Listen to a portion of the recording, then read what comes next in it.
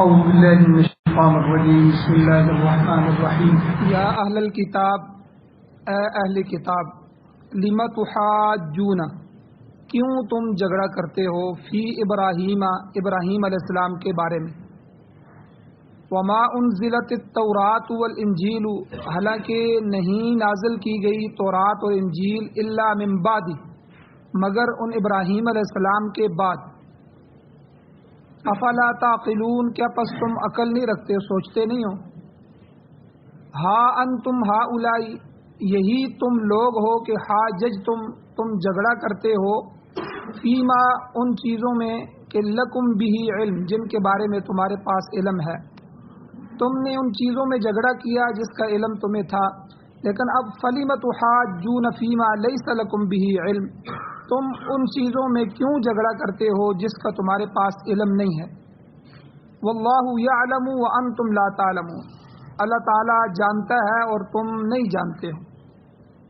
ما کان ابراہیم یہودیا ولا نصرانیا، ابراہیم علیہ السلام نہ یہودی تھے نہ عیسائی تھے، ولیکن کان حنیفا مسلما، مگر وہ حنیف تھے، یعنی سب طرف سے ہٹ کر ایک طرف لگنے والے، اور مسلمن، مسلمان یعنی اللہ کے فرمانبردار تھے، وما کان من المشرکین، اور وہ شرک کرنے والوں میں سے نہیں تھے۔ ان اول الناس بابراہیم، بے شک لوگوں میں سے سب سے زیادہ قریب ابراہیم علیہ السلام کے، للذین، وہ لوگ ہیں، اتبعوہ، جنہوں نے ان کی اتباع کی، وہذا النبی، اور یہ نبی بھی، یعنی حضور علیہ الصلوۃ والسلام کو کہا کہ یہ نبی بھی ابراہیم علیہ السلام کے سب سے زیادہ قریب ہیں، والذین آمنوا، اور تیسرا طبقہ وہ جو ایمان لائے حضور پر، وہ بھی ابراہیم علیہ السلام کے زیادہ قریب۔ واللہ ولی المؤمنین، اور اللہ تعالی مومنوں کا ولی ہے، کارساز ہے۔ سورہ آل عمران کی آیت نمبر 65، 66، 67 اور 68، یہ 4 آیتیں آج کے درس میں تلاوت ہوئی ہیں، آپ نے ترجمہ سنا۔ گزشتہ درس میں اہل کتاب کے بارے میں چلا آ رہا ہے کہ سب سے پہلے جو نجران کا وفد آیا تھا عیسائیوں کا، اس نے حضور سے بحث و مباحثہ کیا، مناظرہ کیا۔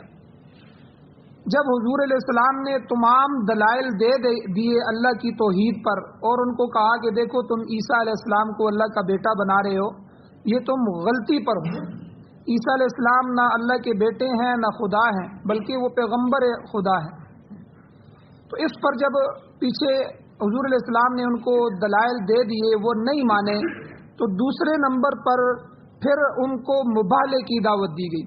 اچھا نہیں مانتے ہو تو چلو آؤ میدان میں، جو حق ہے اور جو برا ہے اس کے بارے میں ہم اللہ سے دعا کرتے ہیں، اے اللہ حق والوں کو کامیاب فرما، جو جھوٹے ہیں اے اللہ ان پر اپنی لعنت فرما۔ اس کو مبالغہ کہتے ہیں۔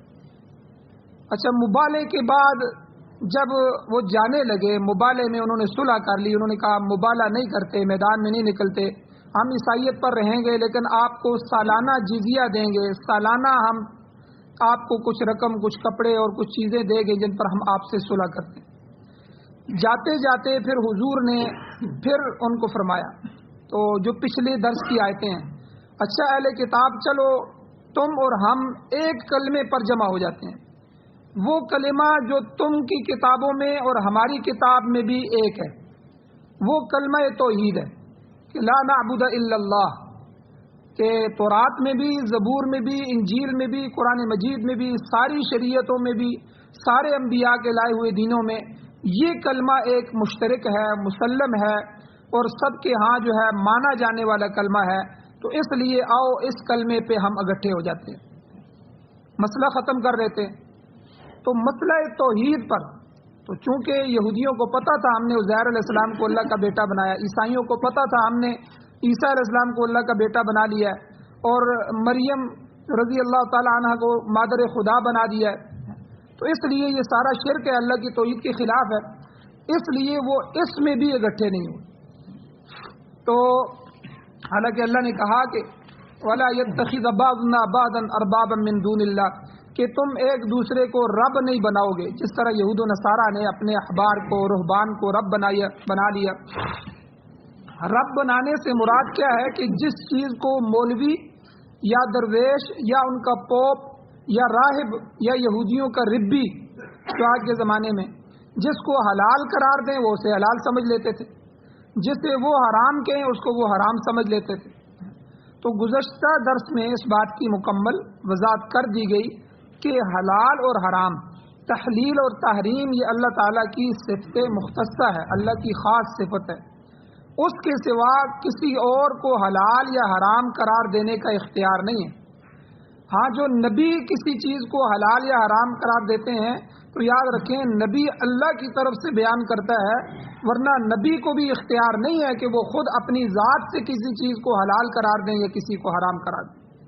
اور تیسرے نمبر پر مجتہد ہے، جیسے 4 ائمہ ہیں، فقہا ہیں، تو مجتہد جو ہے اس کو بھی اختیار نہیں ہے کہ وہ اپنی ذات سے کسی چیز کو، کسی مسئلے کو کہے کہ یہ جائز ہے، یہ ناجائز ہے، یہ حلال ہے، یہ حرام ہے، بلکہ مجتہد قرآن و سنت کو سامنے رکھتے ہوئے وہ مسائل کو حل کرتا ہے، گویا کہ وہ قرآن و سنت کا ہی مسئلہ جو چھپا ہوا تھا مجتہد اس کو سامنے لے کے آتا ہے، ظاہر کرتا ہے۔ اس لیے کہتے ہیں مجتہد مظہر ہے، مسائل کو ظاہر کرنے والا ہے، مثبت نہیں ہے، وہ ثابت کرنے والا نہیں ہے۔ جیسے آج کے زمانے میں دیکھیں بازار کے اندر کتنے مسائل نئے پیدا ہو رہے ہیں، کتنے قسطوں پر کاروبار، فلاں اور فلاں نئے مسائل، تو یہ تو مجتہد نہیں تھے، آج کے مفتیان اس کو حل کر رہے ہیں، تو اس کو جائز بھی کہتے ہیں، ناجائز ہو تو ناجائز بھی کہتے ہیں۔ وہ کس وجہ سے کہتے ہیں؟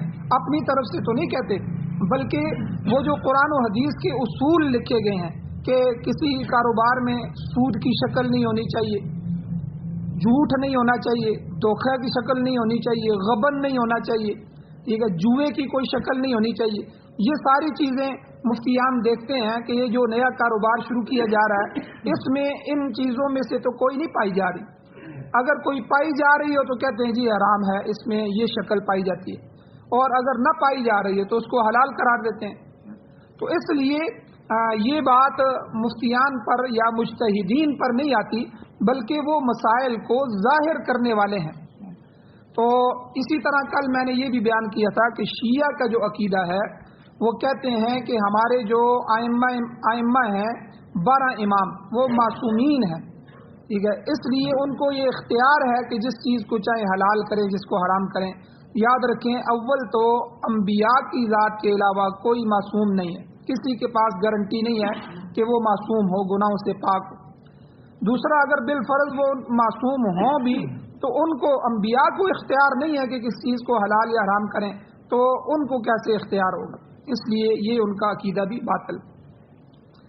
اب جو آج کی آیات ہیں ان کا شان نزول کیا ہے، یہ آیتیں کیوں نازل ہوئیں؟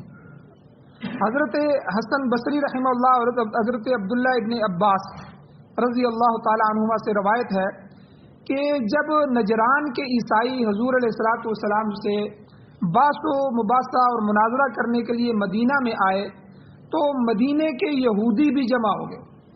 یہ مسئلہ جو یہودیوں کا نہیں تھا، یہ تو مسئلہ عیسائیوں کا تھا، اور یہودی مدینہ میں بھی رہتے تھے، مدینہ کے ارد گرد بھی رہتے تھے، عیسائی یہاں نہیں رہتے تھے، دور تھے، اس لیے یہ پہلا بڑا عیسائیوں کا جو لشکر تھا وہ بحث و مباحثے کے لیے، جس میں 60 آدمی تھے اور بڑے بڑے ان کے پادری تھے اور بڑے بڑے رؤساء تھے، بڑے معتبر بندے ان کے آئے تھے اور حضور سے مناظرہ کرنے کے لیے، تو اس لیے یہودی بھی جمع ہو گئے کہ ہم دیکھتے ہیں کہ عیسائیوں سے کیا بات چیت ہوتی ہے۔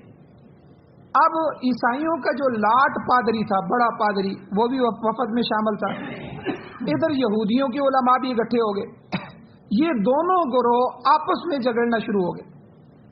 اب ان کا جھگڑا کس بات میں ہوا؟ ان کا جھگڑا ہوا حضرت ابراہیم علیہ السلام کے بارے۔ یہودی کہتے تھے کہ ابراہیم علیہ السلام ہمارے ہیں، عیسائی کہتے تھے ابراہیم علیہ السلام ہمارے ہیں، یعنی یہودی کہتے تھے کہ حضرت ابراہیم علیہ السلام ہمارے مذہب پر ہیں، ہمارے طریقے پر تھے، مگر نصارہ اس بات کو تسلیم نہیں کرتے تھے، ان کا دعویٰ تھا ابراہیم علیہ السلام ہمارے عیسائیوں کے مذہب پر ہے، تو اب وہ یہ دعویٰ کرتے تھے، دوسرا گروہ نہیں مانتا تھا۔ اب گویا کہ یہ دونوں گروہ اپنی نسبت حضرت ابراہیم علیہ السلام کی طرف کر رہے تھے اور دوسرے کا انکار کر رہے تھے.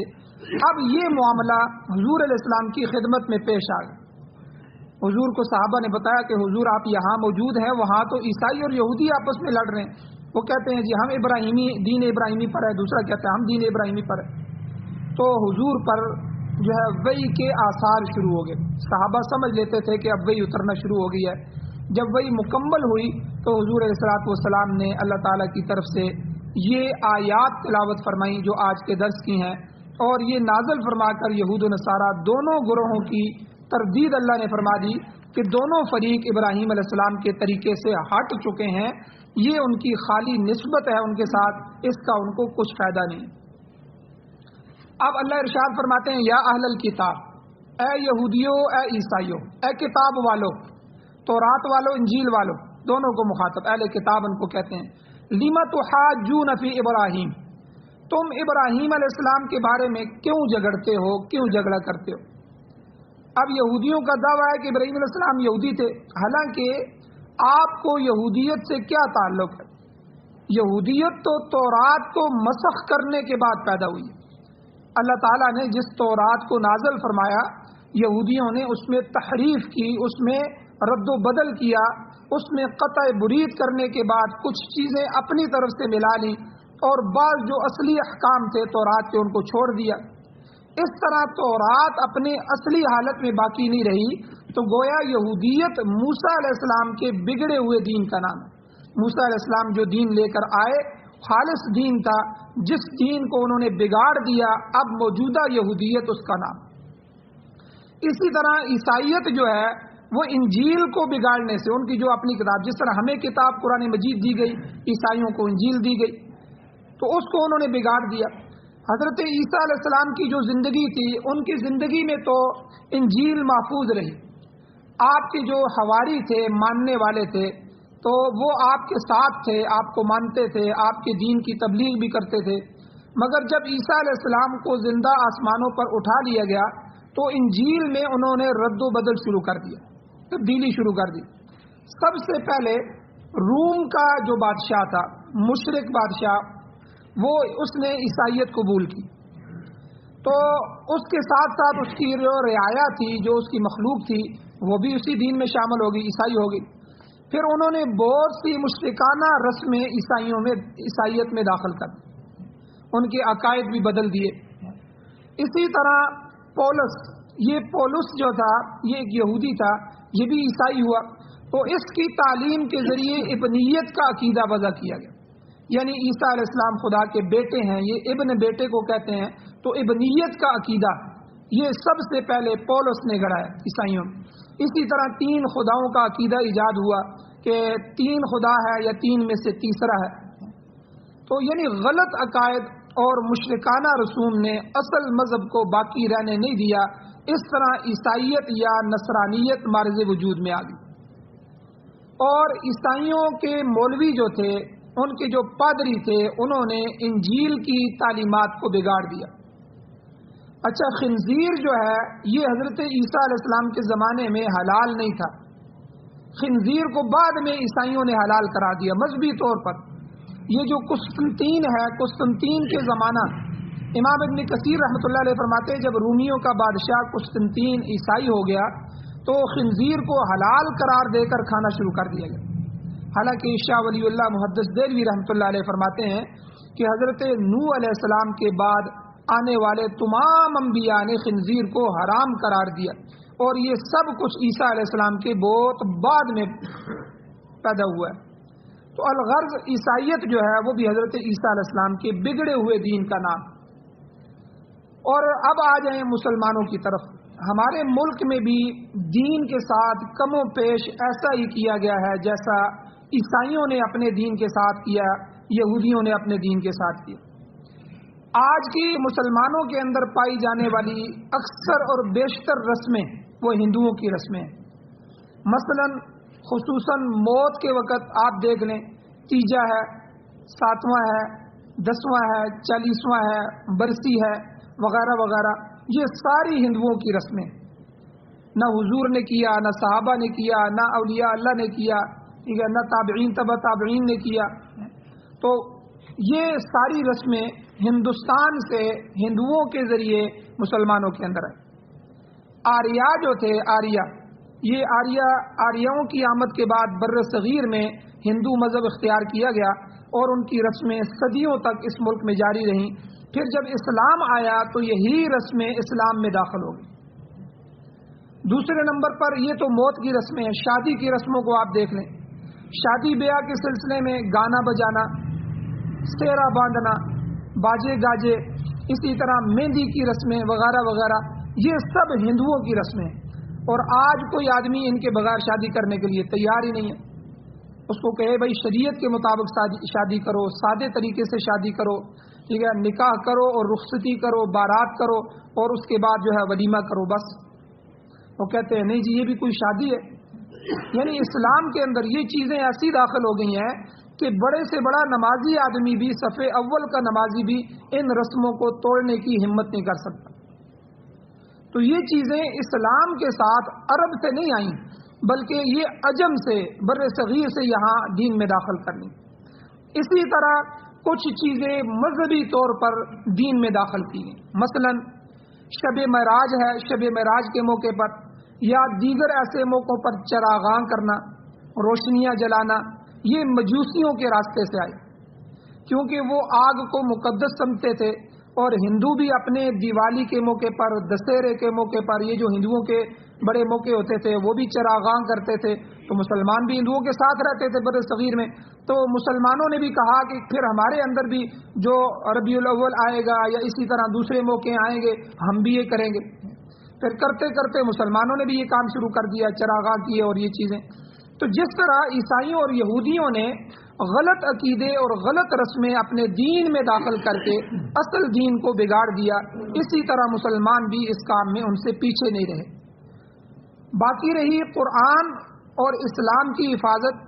قرآن کی حفاظت اللہ نے مولویوں پر نہیں چھوڑی اور راہبوں پر نہیں چھوڑی، بلکہ قرآن کی حفاظت کا ذمہ اللہ نے اپنے اوپر لیا. یاد رکھیں پہلی جتنی کتابیں تھیں جب وہ نبیوں پر نازل ہوئیں تو ان کی حفاظت کی ذمہ داری بھی انبیاء پر تھی. جب تک نبی موجود تھے ان کتابوں کو کچھ نہیں ہوا. نبیوں کے جانے کے بعد ان کی ذمہ داری ان کے راہبوں پر ڈال دی، ان کے علماء پر ڈال دی گئی.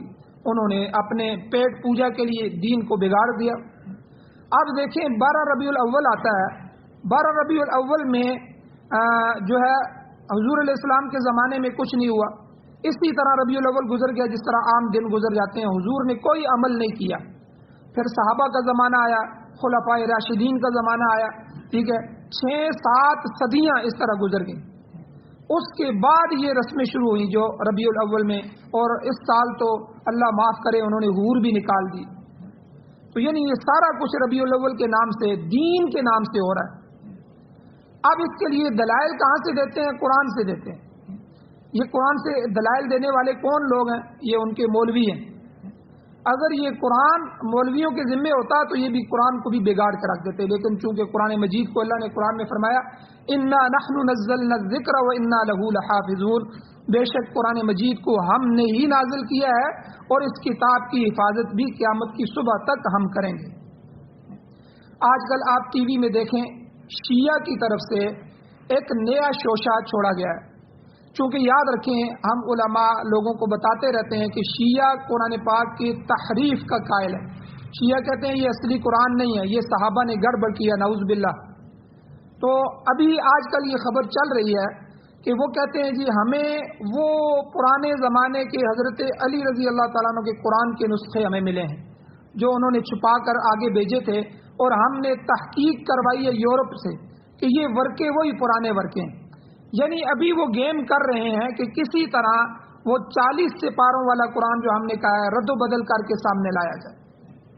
تو یعنی تو شیعت بھی یہودیت کی ہی بگڑی ہوئی. عبداللہ ابن سبا یہ یہودی تھا، یہودیت سے اسلام لایا، اور اسلام کے بعد اس نے دیکھا کہ اسلام کو ختم کرنا ہے تو اس میں سے کوئی ایسے طبقے کو علیحدہ کرو صحابہ سے کہ جس کو لے کر عقائد گڑے جائے. تو اس نے اہل بیت کو صحابہ میں سے نکالا کہ بھائی صحابہ اور چیز ہے، اہل بیت اور چیز ہے. اب جدا کرنے کے بعد پھر اہل بیت کے بارے میں وہ عقائد گھڑے گئے، انہوں نے پھر وہ گھڑے کہ الامان والحفیظ، آپ عقائد سنیں تو آپ حیران رہ جائیں۔ تو بہرحال یہ ساری چیزیں جو ہے ان مشرک اور کافر فرقوں نے جو ہے اسلام کے اندر بھی داخل کی ہیں۔ تو بہرحال یہاں اہل کتاب کو مخاطب کیا گیا تو اور ان کو بتایا گیا کہ حضرت موسیٰ علیہ السلام پر تورات کا جو نزول ہے وہ حضرت ابراہیم علیہ السلام کے 1000 سال بعد ہوا ہے، یعنی حضرت ابراہیم علیہ السلام کے 1000 سال بعد موسیٰ علیہ السلام آ رہے ہیں، اور عیسیٰ علیہ السلام انجیل جو نازل ہوئی ہے وہ تو 2000 سال بعد پیدا ہو رہے ہیں حضرت عیسیٰ علیہ السلام۔ تو آپ بتاؤ اے یہودیوں اور عیسائیوں، ابراہیم علیہ السلام پر ہزاروں سال بعد پیدا ہونے والی یہودیت یا نصرانیت یہ کیسے چسپاں کی جا سکتی ہے؟ کیسے ان کو کہا جا سکتا ہے کہ وہ یہودی تھے یا عیسائی تھے؟ یا تو ان کے زمانے میں موسیٰ علیہ السلام عیسیٰ علیہ السلام آتے تو پھر تو کہتے کہ ابراہیم علیہ السلام انہی کے مذہب پہ تھے، یا ان سے پہلے آتے تو پھر بھی کہا جاتا کہ پہلے گزر چکے تھے، بعد میں ابراہیم علیہ السلام آئے اور انہوں نے انہی کی کتابوں کو لے کر آگے چلے۔ یہ دونوں حضرات، دونوں نبی، ایک نبی موسیٰ علیہ السلام 1000 سال بعد آ رہے ہیں ابراہیم علیہ السلام سے، عیسیٰ علیہ السلام 2000 سال بعد آ رہے ہیں، 1800 2000 سال۔ تو یہ کیسے ہو سکتا ہے پچھلا نبی اگلی کتابوں کے ماننے والا ہو؟ تو یہ گویا کہ قرآن مجید نے یہودیوں اور عیسائیوں کا رد کیا۔ اللہ تعالیٰ نے فرمایا، اے اہل کتاب تم کیوں جھگڑا کرتے ہو ابراہیم علیہ السلام کے بارے میں، حالانکہ وما انزلت التوراۃ والانجیل الا من بعد، تورات اور انجیل تو ابراہیم علیہ السلام کے ہزاروں سال بعد نازل ہوئی ہیں، تو جو کتابیں ان کے بعد نازل ہوئی ہیں تم ان کی نسبت ان کی کتابوں کی طرف کیسے کر سکتے ہو؟ عقل کی بات کرو۔ اللہ نے تنبیہ کی، افلا تعقلون، کیا عقل نہیں رکھتے ہو، سوچتے نہیں ہو؟ ٹھیک ہے، بعد میں آنے والی کتابوں پر پہلے آنے والا نبی کیسے عمل کر سکتا ہے؟ پھر اللہ نے تنبیہ فرمائی۔ انشاءاللہ اگلے جو چند مسائل ہیں تنبیہ ہے، آخر ابراہیم علیہ السلام کا مذہب کیا تھا اس کے بارے میں بھی قرآن نے انہی آیات میں تفصیل فرمائی ہے، انشاءاللہ کل کے درس میں اس کو بھی بیان کیا جائے گا۔ اللہ جل شانہ سے دعا ہے اللہ ہمیں عمل کی توفیق عطا فرمائے، آمین۔ الحمدللہ رب العالمین والعاقبۃ للمتقین والصلاة والسلام علی رسولہ النبی الأمی الکریم۔ اللهم ربنا آتنا في الدنيا حسنة وفي الآخرة حسنة وقنا عذاب النار۔ یا اللہ ہماری کمیوں کوتاہیوں کو معاف فرمائیے، یا اللہ درگزر فرمائیے، صغیرہ کبیرہ گناہوں کو معاف فرمائیے۔ یا اللہ یہ اپنی مقدس کتاب قرآن مجید، یا اللہ اس پر خالص ایمان لانے کی توفیق عطا فرمائیے۔ یا اللہ اس قرآن و سنت کو یا اللہ پوری دنیا میں غالب فرمائیے۔ یا اللہ سارے باطل نظاموں کو ختم فرمائیے، اپنے نظام کا غلبہ نصیب فرمائیے۔ یا اللہ خاتمہ ایمان پر فرمائیے، سعادت والی زندگی، شہادت والی موت نصیب فرمائیے۔ یا اللہ جو بیمار ہیں ان کو شفا عطا فرمائیے، جو مقروض ہیں یا اللہ ان کے قرضوں کے پورا کرنے کے اسباب پیدا فرمائیے، جو ایمان کی حالت سے اس دنیا سے جا چکے ہیں یا اللہ ہم سب کی بخشش فرمائیے۔ یا اللہ ہم سب کی حاجات کو غیب کے خزانوں سے پورا فرمائیے۔ صلی اللہ تعالی علی خیر خلقہ محمد وآلہ وصحبہ اجمعین برحمتک یا ارحم الراحمین۔